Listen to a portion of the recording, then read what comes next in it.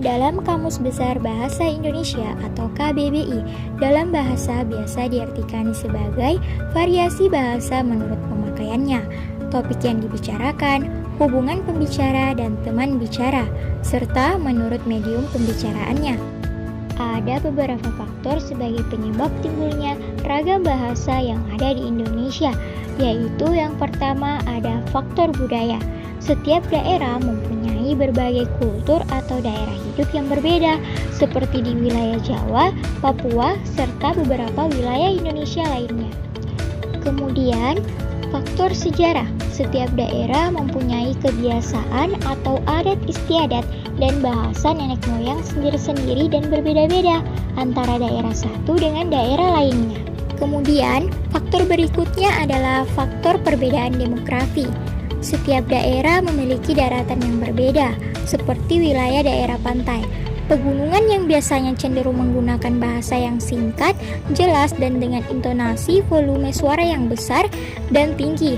Berbeda dengan daerah pemukiman padat penduduk yang menggunakan bahasa lisan yang panjang lebar, disebabkan lokasinya yang saling berdekatan dengan intonasi volume suara yang kecil.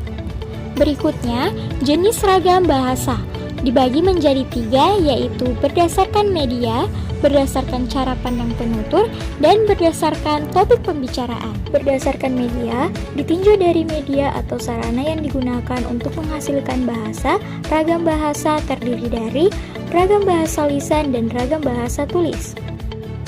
Dapat kita lihat dengan jelas antara ragam lisan dan ragam tulis terdapat beberapa perbedaan. Dalam ragam lisan, pertama memerlukan orang kedua atau teman bicara.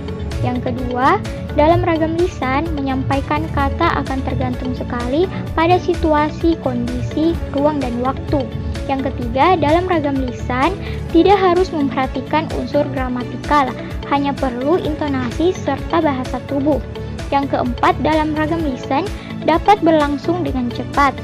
Yang kelima, ragam lisan dapat digunakan tanpa alat bantu karena manusia memiliki alat ucap sendiri berupa mulut dan lidah. Yang keenam, dalam ragam lisan, kesalahan dapat langsung dikoreksi pada saat itu juga.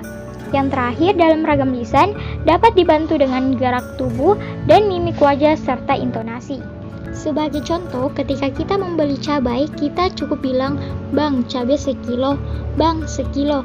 Si tukang cabai pasti akan paham bahwa kita akan membeli cabai karena konteksnya kita sedang berada di tempat penjual cabai. Berbeda dengan halnya ragam tulis. Ragam tulis tidak memerlukan orang kedua atau teman bicara. Ragam tulis juga tidak bergantung kondisi, situasi, dan ruang serta waktu. Berikutnya, dalam ragam tulis harus memperhatikan unsur gramatikal, karena kalau kalimat kacau, orang akan salah paham akan kalimat kita. Pada ragam tulis berikutnya, ragam tulis berlangsung lambat karena proses menulis memerlukan waktu. Yang kelima, yaitu ragam tulis selalu memakai alat bantu, misal pulpen dan kertas, serta laptop atau handphone. Berikutnya, di dalam ragam tulis, kesalahan tidak dapat langsung dikoreksi.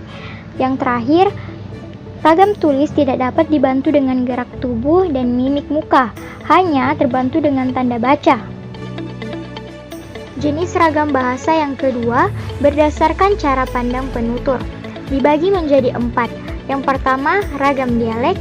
Yang kedua, ragam terpelajar. Yang ketiga, ragam resmi. Keempat, ragam tidak resmi. Ragam dialek, contohnya, "Gue udah baca buku itu." Ragam terpelajar, contohnya, "Saya sudah membaca buku itu." Ragam resmi, contohnya, "Saya sudah membaca buku itu." Yang keempat, ragam tidak resmi, contohnya, "Saya sudah baca buku itu." Jenis ragam bahasa yang ketiga yaitu berdasarkan topik pembicaraan. Yang pertama, ragam bahasa ilmiah. Contoh, makalah ini bertujuan untuk memberikan informasi.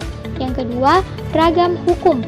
Dia dihukum karena melakukan tindak pidana. Yang ketiga, ragam bisnis. Setiap pembelian di atas nilai tertentu akan diberikan diskon. Yang keempat, ragam agama. Dia sangat rajin beribadah karena ingin taat. Yang kelima, ragam kedokteran. Anak itu menderita penyakit kwashiorkor. Keenam, ragam sastra. Cerita itu menggunakan unsur flashback.